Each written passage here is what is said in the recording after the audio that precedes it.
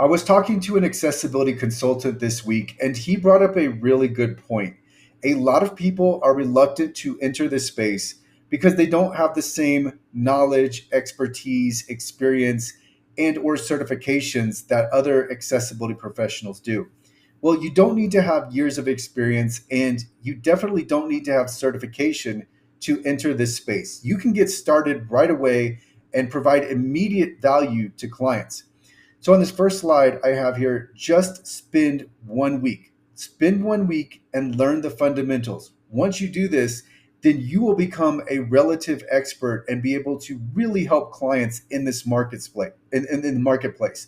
So I have here read my book. Start by reading my book. It's titled Digital Accessibility and Compliance.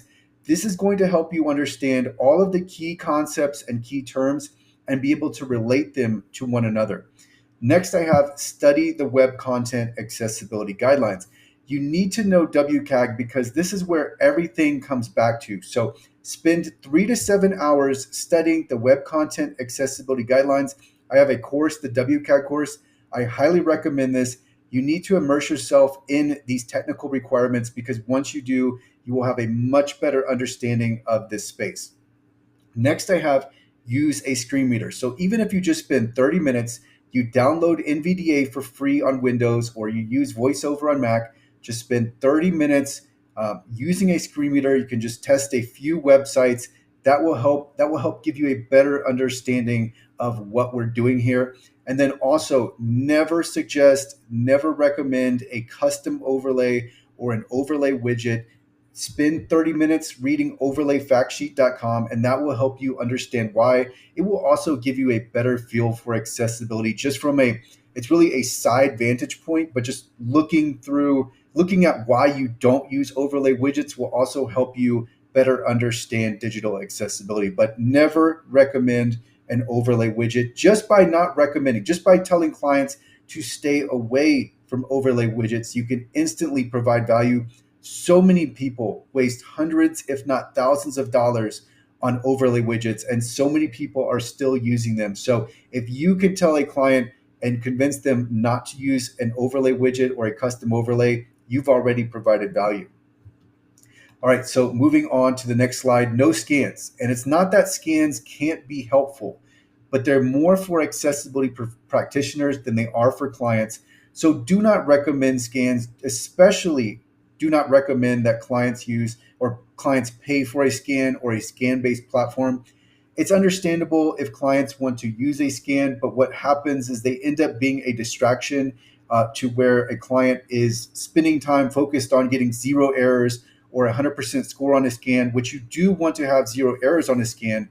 But what ends up happening is when people pay for scans, they inevitably realize that they needed the audit anyway, and that the scan was really something that they were using for a while. It was a distraction, but they needed to come back to the audit. So I recommend just staying away from scans until you understand the nuance, and then you can help clients understand exactly what role scans play. Scans are extremely limited. I recently wrote about this limitation, the limitations of scans in a blog post. I will link to that in the description. But for now, as you are just getting started out, do not recommend scans. Do not divert attention to scans. We need to focus in on exactly what is going to help our client move from point A, where they're starting, to point B, where they are finishing, where their digital asset, whether it be their website or another asset, is fully WCAG conformant. All right, so next I have here, very important, don't audit and don't remediate. So this is the jump that a lot of people make, and then it dissuades them from entering the spaces because they think they have to immediately audit or remediate. And you definitely don't have to. You need a lot of experience to begin auditing or remediating. You don't have to start auditing or remediating right away. So don't even go down this path. Just stay away from the professional services and instead be more of a services consultant, to where you are referring to providers that you know will do a good job and that you are receiving commissions for. So you can enter this space, you can make money, you can make a lot of money just by connecting, just by bridging people to real services and helping them stay away from what they do not need and or overpaying for professional services. So you can get started right away as a connector, as a services consultant. You don't have to be able to audit digital assets. As you continue along, as you gain more experience in this space, what you will realize is that you can also be a project manager and help people manage, especially larger organizations, manage a large project. There's a lot of value here because a lot of clients simply don't know how to do this. They don't know how to do it effectively. So, there you build on top of being a services consultant and help them organize their entire project. So when you are talking to clients, if you do not know something, just let them know, I will get back to you on this. And you don't have to hold yourself out as being someone who is all knowing, just being simply a connector, someone who can bridge the gap, help them find exactly what they need. This happens in all other industries. So why can't it happen in digital accessibility? You can connect people to exactly what they need. You are providing value. You are saving research time. You are preventing them from making wrong decisions.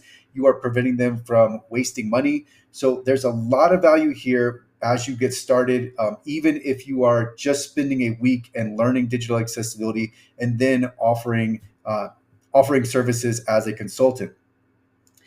So I have here, you need experience to provide services. Yes, don't offer audits and remediation. You need to be experienced in this.